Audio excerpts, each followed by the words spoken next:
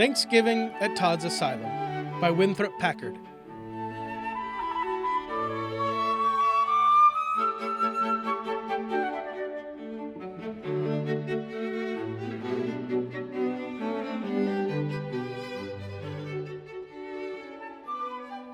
People said that if it had not been for that annuity, F. Todd would have been at the poor farm himself, instead of setting up a rival to it.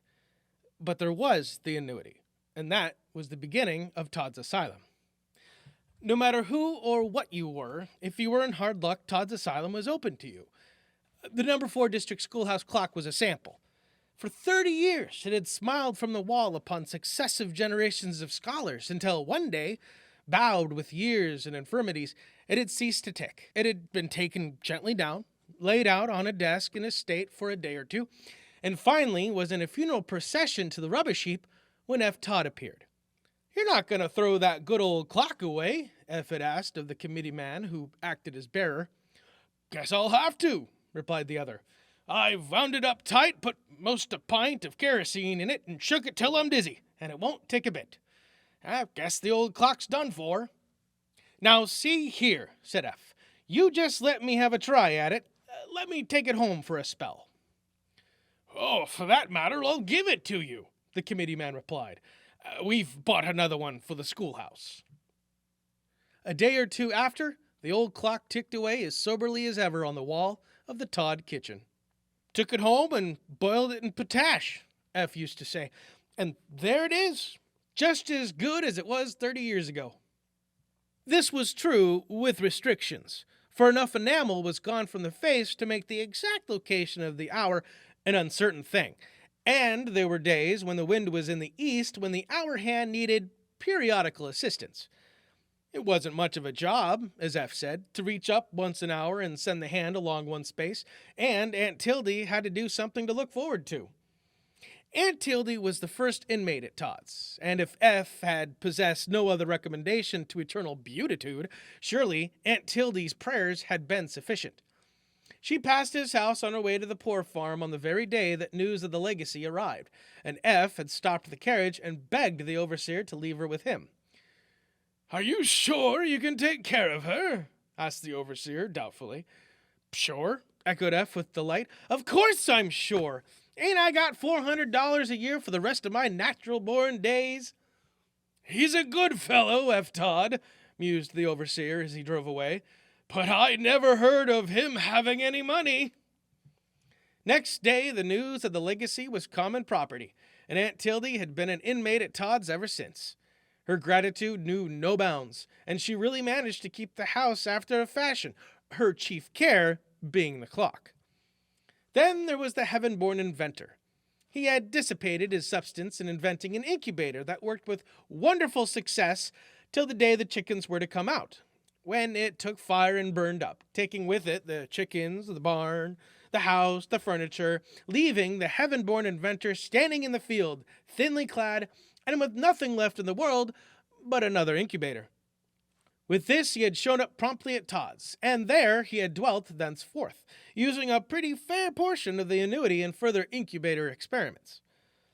With excellent sagacity for him, F had obliged the heaven-born inventor to keep his machine in a little shed behind the barn, so that when this one burned up, there was time to get the horse, the cow out before the barn burned, and the village fire department managed to save the house. Repairing this loss made quite a hole in the annuity, and all the heaven-born inventor had to show for it was miltiades. He had put a single turkey's egg in with the previous hatch, and though he had raised nary chicken, and it was contrary to all rhyme and reason, the turkey's egg had hatched and the chick had grown up to be miltiades. Now, Miltiades was a big gobbler now, and had a right to be named Ishmael, for his hand was against all men. He took care of himself, and was never shut up nor handled, and he led a wild, nomadic life. Last of all came Fisherman Jones. He was old now, and couldn't see very well, unable to go to the brook or pond to fish, but he still started out daily with the fine new rod and reel which the annuity had bought him, and would sit out in the sun, joint his rod together, and fish in the dry pasture with perfect contentment. You would not think Fisherman Jones of much use, but it was he who caught Miltiades and made the Thanksgiving dinner possible. The new barn had exhausted the revenues completely, and there would be no more income until January 1st, but one must have a turkey for Thanksgiving, and there was Miltiades. Now, to catch Miltiades became the household problem, and the heaven-born inventor set wonderful traps for him, which caught almost everything but Miltiades, who easily avoided them. F used to go out daily before breakfast and chase Miltiades, but he might as well have been chasing a government position. The turkey scorned him and grew only wilder and tougher, till he had a lean and hungry look that would have shamed Cassius. The day before Thanksgiving, it looked as if there would be no turkey dinner at Todd's. But here, Fisherman Jones stepped into the breach. It was a beautiful late summer day, and he hobbled out onto the field for an afternoon's fishing. Here he sat on a log and began to make casts in the open. Nearby, under a savin bush, lurked Miltiades, and viewed these actions with the scorn of long familiarity. By and by, Fisherman Jones kicked up a loose bit of bark and disclosed beneath it a fine fat white grub, of the sort which blossoms into June beetles with the coming of spring. He was not so blind but that he saw this, and with a chuckle at the thought it called up, he baited his hook with it. A moment after, F. Todd, coming out of the new barn, heard the click of a reel and was astonished to see Fisherman Jones standing almost erect, his eyes blazing with the old-time fire, his rod bent, his reel buzzing, while at the end of a good 40 feet of line was Miltiades, rushing in frantic strides for the woods. "Good land!" said F. "It's the turkey! Snub him!" he yelled. "Don't let him get all the line on you! He's hooked! Snub him! Snub him!" The whir of the reel deadened now, and the stride of Miltiades was perceptibly lessened, and then became a vigorous up-and-down hop, while the tense line sang in the gentle autumn breeze. "F. Todd," gasped Fisherman Jones, "this is the whoppingest old bass I ever hooked onto yet! Beeswax, how he does pull!" And with the words, Fisherman Jones went backward over the log, waving the pole and a pair of stiff legs in the air. The turkey had suddenly slackened the line. "Give him the butt! Give him the butt!" roared F, rushing up. Even where he lay, the Fisherman Blood and Fisherman Jones responded to this stirring appeal, and as the rod bent in a tense half-circle, a race began such as no elderly fisherman was ever the center of before. Round and round went Miltiades, with the white grub in his crop and the line above it gripped tightly in his strong beak, and round went F. Todd, his outstretched arms waving like the turkey's wings, and his big boots denting the soft pasture turf with the vigor of his gallop. And in the center, Fisherman Jones, too nearsighted to see what he had hooked, had risen on one knee and revolved with the coursing bird, his soul wrapped in one idea, to keep the butt of his rod aimed at the whirling game. "Hang to him! Reel him in! We'll get him!" shouted F, and with the word, he caught his toe and vanished into the prickly depths of the savin bush, just as the heaven-born inventor came over the hill. It would be interesting to know just what schemes the heaven-born inventor would have put in motion for the capture of Miltiades, but just then he stepped into one of his own extraordinary traps, set for the turkey, of course, and with one foot held fast began to flounder about with cries of rage and dismay. This brought F's head above the fringe of savin bush again, and now he beheld a wonderful sight. Fisherman Jones was again on his feet, staring in wild surprise at Miltiades, whom he sighted for the first time within 10 feet of him. There was no pressure on the reel, and Miltiades was swallowing the line in big gulps, evidently determined to have not only the white grub, but all that went with it. Fisherman Jones' cry of dismay was almost as bitter as that of the heaven-born inventor, who was still writhing in his own trap. "Oh, F, he whimpered. "He's eating up my tackle! He's eating up my tackle!" "Never mind," shouted F. "Don't be afraid. I reckon he'll stop when he gets to the pole." Now, those of us who knew Miltiades at his best have doubts at this, but fortunately, it was not put to the test. F scrambled out of his bush, and taking up the chase once more, soon brought it to an end. For Fisherman Jones, his nerve completely gone, could only stand and mumble sadly to himself, "He's eating my tackle! He's eating up my tackle!" And the line, wrapping about his motionless form, led F and the turkey in a brief spiral which ended in the conjunction of all three. It was not until the turkey was decapitated that F remembered the heaven-born inventor and hastened to his rescue. He was still in the trap, but he was quite content, for he was figuring out a plan for an automatic release from the same, something which should hold the captive so long and then let him go in the interests of humanity. He found the trap from the captive's point of view very interesting and instructive. The tenacity of Miltiades' makeup was further shown by the difficulty F and Fisherman Jones had in separating him from his feathers that evening. And Aunt Tildy was so interested in the project of the heaven-born inventor to raise featherless turkeys that she forgot the yeast cake she had put to soak until it had been boiling merrily for some time.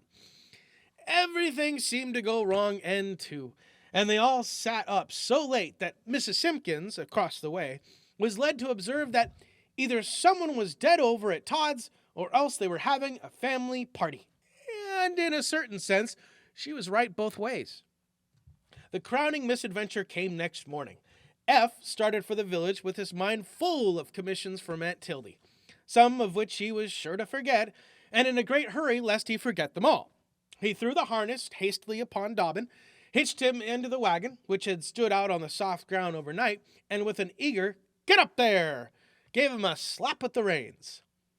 Next moment there was a ripping sound, and the heaven-born inventor came to the door just in time to see the horse going out of the yard on a run, with F following, still clinging to the reins, and taking strides much like those of Baron Munchausen's courier.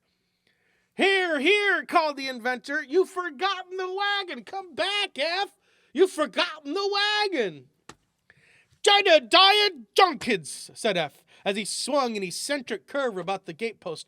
"Do you suppose I'm such a fool that I don't know I'm not riding a wagon?" And with this, F vanished up the street in the wake of a galloping horse, still clinging valiantly to the reins. "I believe he did forget the wagon," said the heaven-born inventor. "He's perfectly capable of it." But when he reached the barn, he saw the trouble.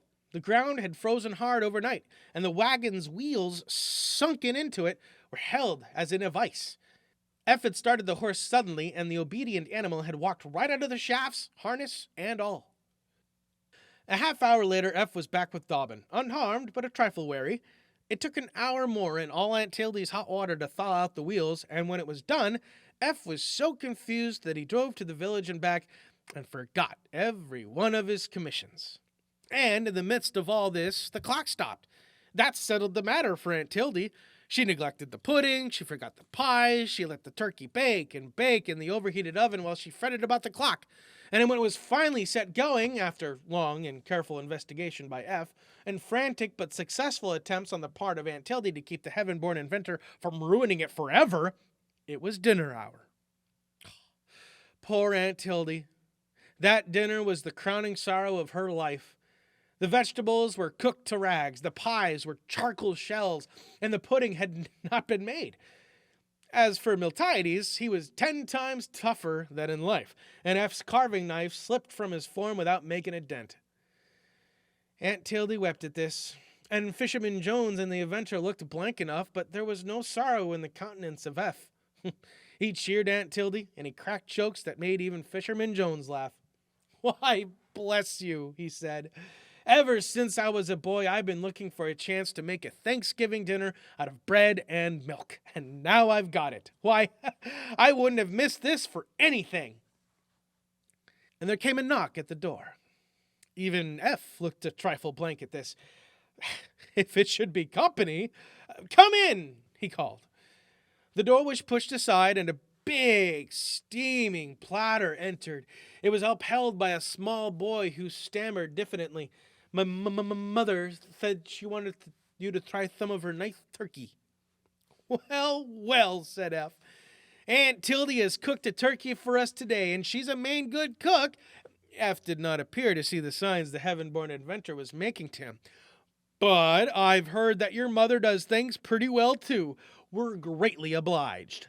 And F put the steaming platter on the table. "She says you can send the platter tomorrow," stammered the boy, and stammering himself out, he ran into another. The other held high a big dish of plum pudding, from which a spicy aroma filled the room. Again, the heaven-born inventor made signs to F. "Our folks told me to ask if you wouldn't try this plum pudding," said the newcomer. "They made an extra one, and the cousins we expected didn't come, so we can spare it just as well as not." It seemed as if F hesitated a moment, and the inventor's face became a panorama. Then he took the boy by the hand, and there was an odd shake in his voice as he said, "I'm greatly obliged to you. We all are. Something happened to our plum pudding, and we didn't have any. Tell your ma we send our thanks." There was a sound of voices greeting in the hallway, and 2 young girls entered, each laden with a basket. "Oh, Mr. Todd," they both said at once, "we couldn't wait to knock. We want you to try some of our Thanksgiving. It was our mother's birthday, and we cooked extra for that, and we've got so much. We can't get all ours onto the table. She'll feel really hurt if you don't." Somehow, F couldn't say a word, but there was nothing the matter with the heaven-born inventor. His speech of delighted acceptance was such a good one that before he was half done, the girls had loaded the table with good things, and with smiles and nods and goodbyes, slipped out as rapidly and as gaily as they had come in. It was like a gust of wind from a summer garden. The table, but now so bare, fairly sagged and steamed with offerings of Thanksgiving. Somehow the steam got into F's eyes and made them wet, till all he could do was to say whimsically, "There goes my last chance at a bread and milk Thanksgiving." But now Aunt Tildy had the floor, with her faded face all alight. "F. Todd," she said, "you needn't look so frustrated. It's nothing more than you deserve, and not half so much either. Ain't you the kindest man yourself that ever lived? Ain't you always doing something for everybody and helping every one of these neighbors in all sorts of ways? I'd like to know what the whole place would do without you. And now, just because they remember you on Thanksgiving Day, you look like—" The steam had got into Aunt Tildy's eyes now, and she sat down again just as there came another knock at the door. A timid sort of knock this time. The heaven-born inventor's face widened in beautified smiles of expectations at this, but F looked him sternly in the eye. "Jedediah Jawkins," he said, "if that is any more people bringing things to eat to this house, they'll have to go away. We can't have it. We've got enough here now to feed a boarding school." The heaven-born inventor sprang eagerly to his feet. "Don't you do it, F," he said. "Don't you do it. I've just thought of a way to can it." A thinly clad man and woman stood at the door, which F opened. Both looked pale and tired, and the woman shivered. "Can you tell me where I can get work?" asked the man doggedly, "so that I can earn a little something to eat. We are not beggars," he flushed a little through his pallor, "but I have no work lately, and we have not eaten since yesterday. We are looking—" The man stopped. And well he might, for F was dancing wildly about the two and hustling them into the house. "Come in," he shouted. "Come in, come in. You're the folks we've been waiting for. Eat? Why, goodness gracious, we've got so much to eat, we don't know what to do with it."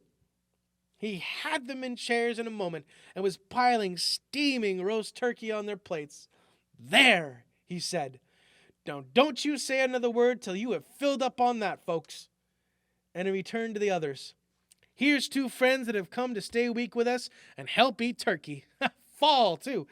This is going to be the pleasantest Thanksgiving we've had yet." And thus, 2 new inmates were added to Todd's Asylum.